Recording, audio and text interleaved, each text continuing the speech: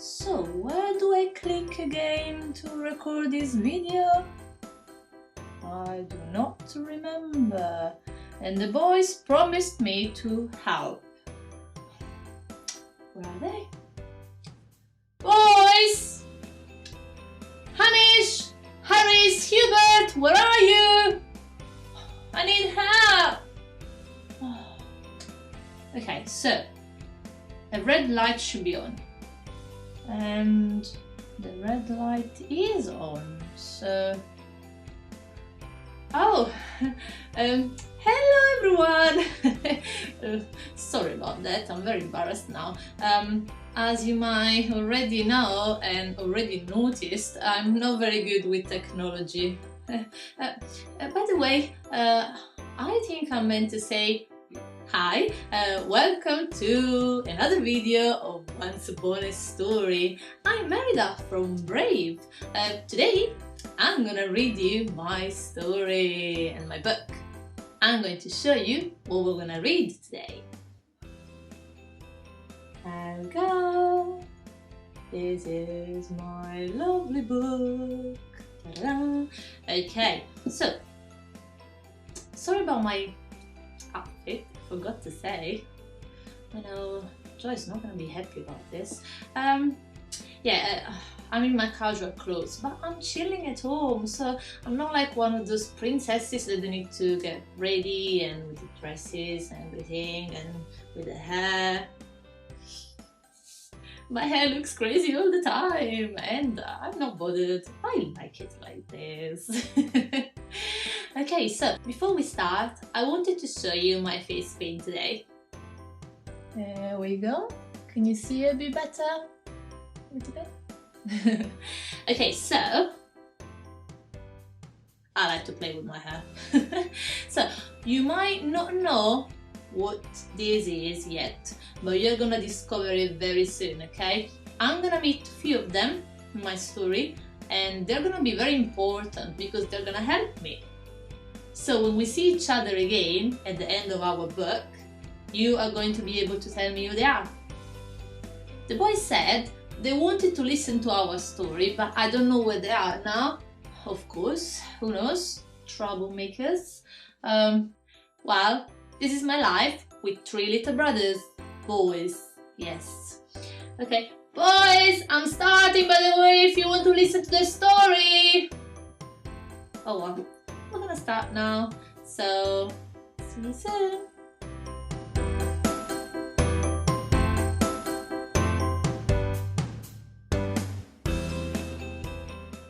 Long ago, there was a kingdom called Dunbrook. It was a fierce, proud land. The kingdom was ruled by King Fergus, who was strong and brave, and Queen Eleanor, who was wise and fair. King Fergus had lost his leg in a fight with a demon bear named Mor'du. The king swore that one day he would defeat the bear once and for all. The king and queen had triplet sons and a daughter named Merida. Merida would eventually be queen, and her mother wanted to make sure that the princess was prepared. A princess must be knowledgeable about her kingdom. Above all, a princess strives for perfection. Merida did not like her mother's rules. What she did like was riding full speed through the countryside on her horse Angus, shooting arrows with her bow. She was very skilled at archery. One evening, the queen received exciting news from the clans of Mackintosh, McGuffin, and Dingwall. She told Merida that the firstborn from each clan would compete in the palace games. The princess would marry the winner. Merida was horrified. Marriage? I won't go through with it. You can't make me. She stormed out of the room. Queen Eleanor followed Merida. She told the princess a story about an ancient kingdom whose king divided the land among his 4 sons. But one prince wanted to rule the kingdom by himself. He followed his own path, and the kingdom fell apart. The queen looked at her daughter. Legends are lessons. They ring with truths. Despite Merida's protests, the clans arrived. Merida was allowed to decide what their challenge would be. Suddenly, she had an idea. I choose archery. After young Mackintosh, young McGuffin, and Wee Dingwall had taken their turns with their bows, a hooded figure appeared. I am Merida, firstborn descendant of Clan Dunbrook, and I'll be shooting for my own hand. Merida shot one bullseye after another. Queen Eleanor was furious. She took Merida into the castle. Merida glared at her mother. This whole marriage is what you want. Do you ever bother to ask what I want? I'm not going to be like you, mother. She turned to the family tapestry hanging on the wall and slashed it with her sword. Then she ran out of the castle and jumped onto her horse. Merida and Angus galloped through the forest, but suddenly the horse stopped short. They were in the middle of a circle of stones. A strange glowing blue light appeared. Merida followed it to a cottage. She opened the door and saw an old woman. When Merida realized that the woman was a witch, she begged for a spell. The witch told Merida that long ago she had met a prince. He demanded a spell that would give him the strength of 10 men. That was all Merida needed to hear. Then that's what I want. I want a spell that changes my mother. That will change my fate.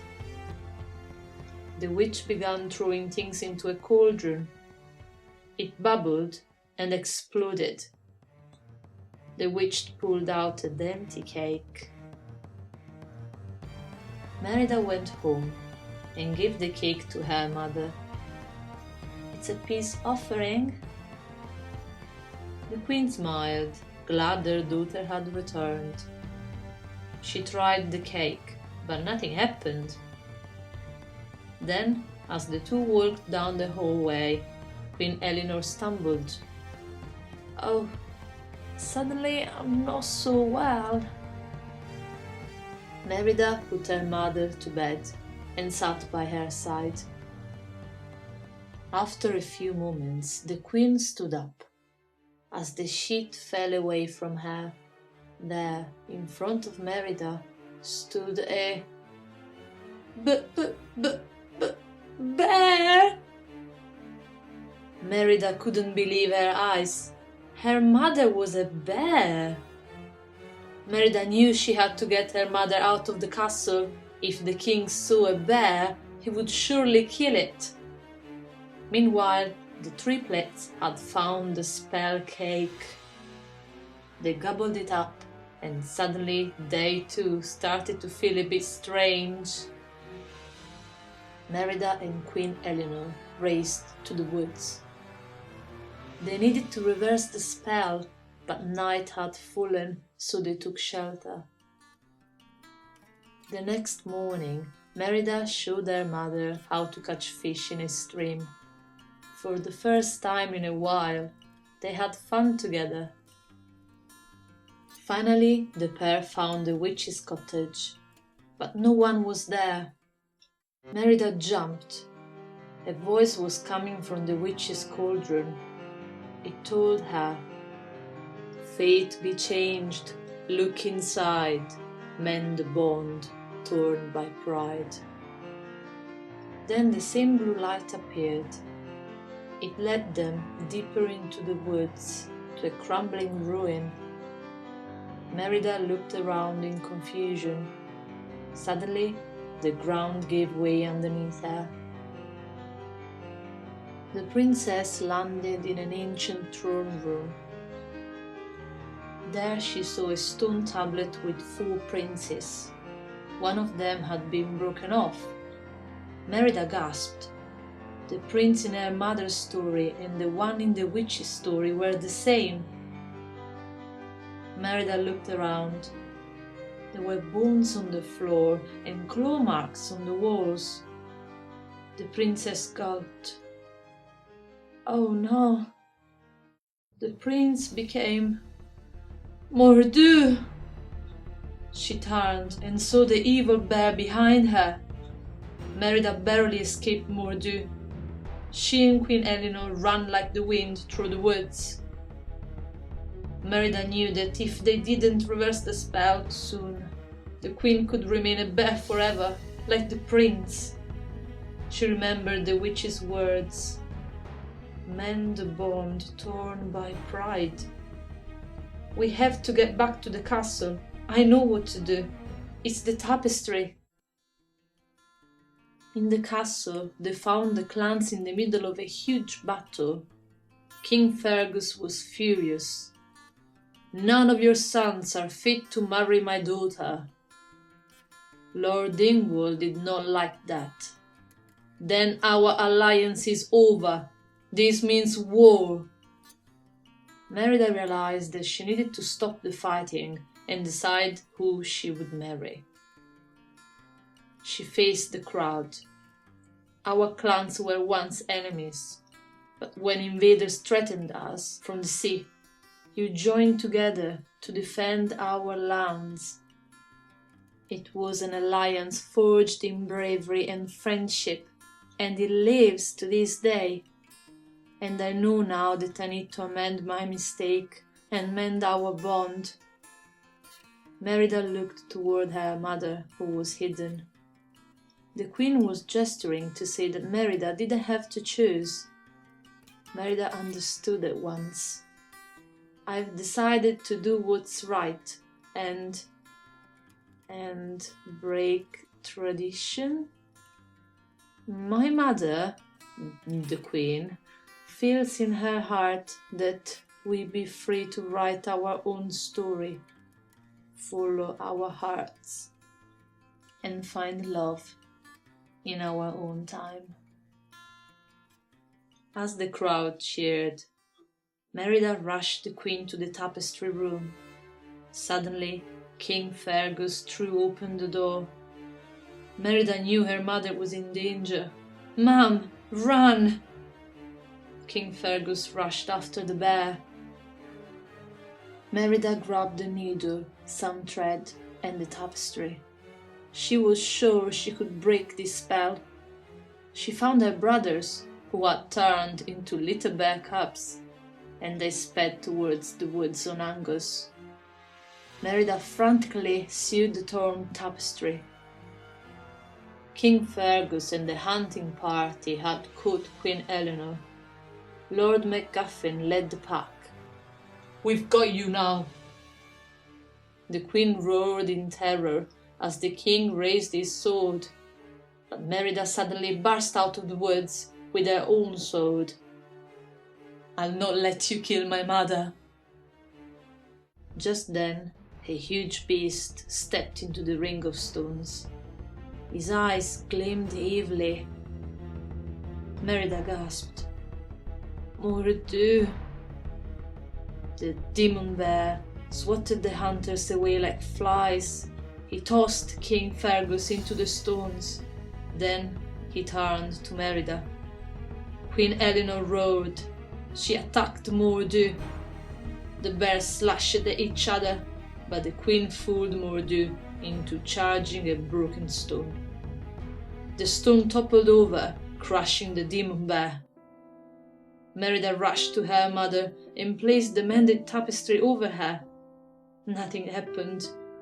"Oh, Mom, I'm sorry. This is all my fault. I want you back, Mom." Queen Eleanor growled softly. Merida hugged her. I'm here for you. I'll always be here for you. As they embraced, morning light began to fill the ring of stones. Suddenly, Merida felt a human hand stroke her hair. Her mother wasn't a bear anymore. Mom, you are fine. Perfect. The queen smiled at her daughter. The triplets came running over. They were boys again. All was right in the kingdom of Dunbrook as the royal family hugged and laughed. Merida knew that from then on she could be a princess and still be herself. Now, do I need to put the camera on again? Oh no, I think you are here already actually. Hi again. Did you like our story? The boys in the end didn't come and they're still missing around the house. I don't know what they're up to. But by the way, do you know who this is now? Yes, well done. We're loads of wisps. Yeah, loads of wisps we met, didn't we? Before I say goodbye now, I wanted to leave you with a phrase from the movie, actually, not from the book. That is my favorite, of course. There are those who say that fate is something beyond our command, that destiny is not our own. But I know better. Our fate lives within us. You only have to be brave enough to see it. Well, I love this sentence, so I wanted to share it with you. Can you hear that? I think the boys are up to something. Boys! What are you doing? I can hear you in the kitchen. Sorry guys, I think I will need to go, everyone, because I'm quite worried about what the boys are up to. So boys, I'm trying to record a video.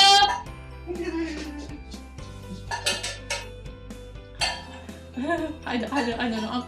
I'm terribly sorry about this. Really, it's not possible to record anymore apparently. I just really hope they're not eating my beignet. Sorry everyone, I really need to go now, so I hope to see you again. Bye bye, see you soon and stay safe. Boys!